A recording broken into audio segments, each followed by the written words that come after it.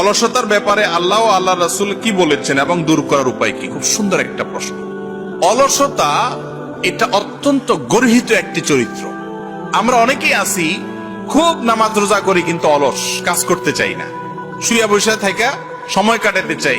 নবী করিম সাল্লাল্লাহু আলাইহি ওয়াসাল্লাম অলসতা থেকে আল্লাহর কাছে পানাহ চাইছেন, আল্লাহুম্মা ইন্নী আউযুবিকা মিনাল আজজি ওয়াল কাসাল। আল্লাহ আপনার কাছ থেকে আমি অলসতা থেকে পানাহ চাই। নিয়মিত তিনি পানাহ চাইতেন, অলসতা খারাপ না হলে তিনি কিভাবে পানাহ চাইলেন?